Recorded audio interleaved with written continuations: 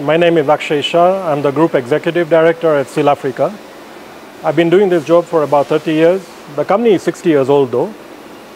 Starting in Tanzania, we then expanded to Kenya, Ethiopia, and this year we put up a factory in Mozambique.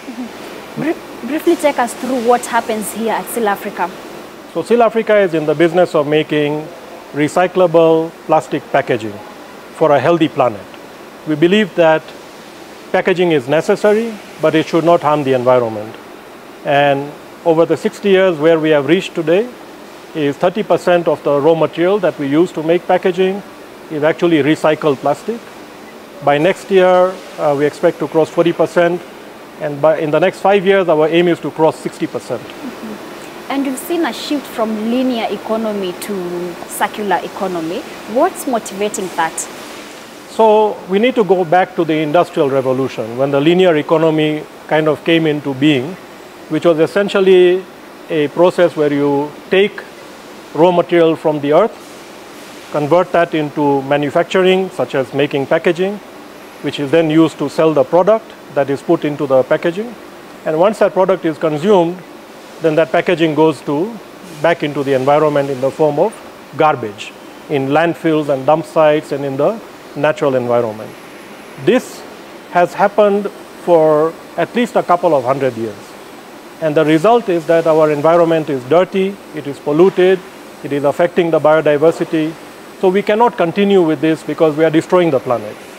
And as a human species, we need to coexist with the planet.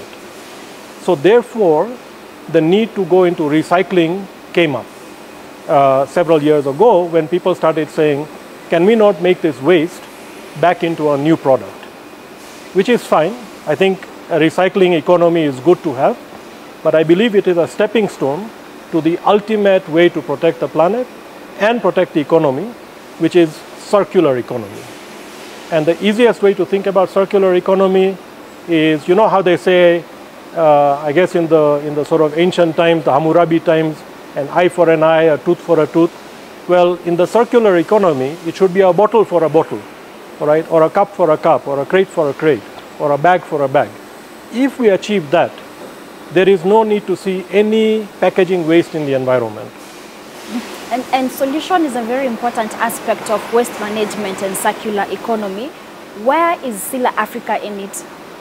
So an easy way to understand this is how much of our packaging is made out of recycled material, right? And as I mentioned earlier, last year in 2023, we crossed about 30%. This, in the next 2 years, by the end of 2025, we will cross 40%. This is a commitment that we've made to the Ellen MacArthur Foundation, which is, as a global signatory, we're the first in Africa to become that global signatory to the Ellen MacArthur Foundation. And it means that you have to commit publicly and then honor that commitment. So we are on track to cross 40% by the end of 2025. But we want to go even further. And how we do that is by innovating on the packaging. So we want to design the packaging so that it can be made out of recycled material. As an example, these are yogurt cups. We make yogurt cups with about 30% less material and about 30% less energy. So already these yogurt cups are much better for the environment than compared to other yogurt cups. But the story of this material does not end there. Because when this yogurt cup is going to be used, right, the consumer is going to eat the yogurt, then they are going to dispose of this. As long as they do that in a responsible way, which is to clean the cup and segregate it, then a recycler can collect this, recycle it back into plastic pellets, and from that plastic pellets made out of this yogurt cup, we are able to make a crate like this. This crate, you can see the black material, is made out of 100% yogurt cups. And this can help to make sure that farmers who are selling their bananas, tomatoes, onions, whatever, are able to get the product to the Boga market, to the last mile, without having any damage to what they are producing. So this has multiple benefits. Not only are we using the plastic waste from single-use packaging, to make this packaging, which is returnable and reusable, but we're also making sure that food does not go to waste. So such kind of innovations is what Silafrica has been doing, which I would categorize as the recycling economy, right? Because we have taken one type of packaging and made it into another type of packaging. But for circular economy, we have to go back to that idea, a tooth for a tooth. That means, in this example, a crate for a crate. So we make this type of crate, which, as you can see, completely is flat, right?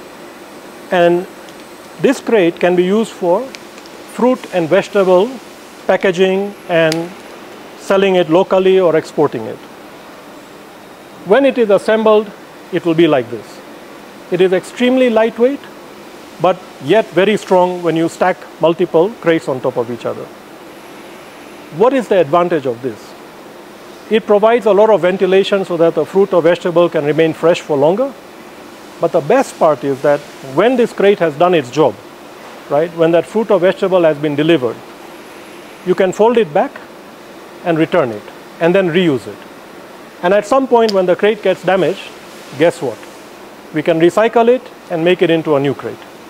This is an example of a circular economy, where one crate becomes another crate. And what do you believe needs to be done for Kenya as a country to achieve a 100% circular economy? For Kenya to achieve a 100% circular economy, we have to think of it as a team sport. No individual company can do it on their own. So let's think about the role of the regulator, such as the Ministry of Environment and Forestry, the role of the enforcer, such as NEMA, the role of the standards organization, such as KEBS. Then we need to bring in the role of a training institute, such as the Institute of Packaging Professionals of Kenya, IOPPK, because we need to understand what is a packaging system. And as this packaging system moves from linear to circular, people need to be trained on that. Then we need to think about the role of a producer responsibility organization, such as KEPRO.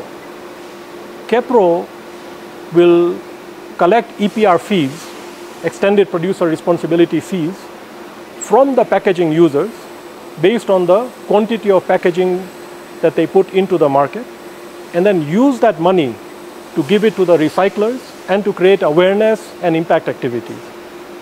That allows all the population of Kenya to become aware that what is a circular economy, what is the role they need to play. So, and of course, companies like Silafrica have an important role to play in that, which is to innovate on making sure that we can make packaging from this recycled material. Otherwise, the recyclers will recycle the material, but there'll be nobody to buy that material from them. And then we work with our customers, who are the packaging users, to adopt this packaging that is made of recycled material and help them to come up with innovation to enable that packaging to be reused as many times as possible. So this reduces the amount of material that goes into recycling. And when it does finally go to recycling, we want to make sure that that material can be recycled back. So without the role of the regulator, the enforcer, the standards body, the PRO, the training institution, the manufacturer, and obviously the brands that are using the packaging have to be championing this as well. So that's what I mean by a team sport. The good thing in Kenya is that we have two very important pieces of legislation. One has already been passed, the Sustainable Waste Management Act, which requires that every producer must segregate their waste at source, and then it is the responsibility of the county government to collect that segregated waste and take it to a material recovery facility where it is further sorted, and then recyclers can buy that waste. And from there now, manufacturers like Silafrica can buy the recycled material and convert that into packaging. So without having an organization like KEPRO to shift the financial capital from the packaging users to the recyclers, we will not be able to get enough recycled material, and that means we will not be able to achieve that bottle for a bottle, crate for a crate. To watch this story and more, download the Citizen Digital app today. Kenya's #1 app, Citizen Digital.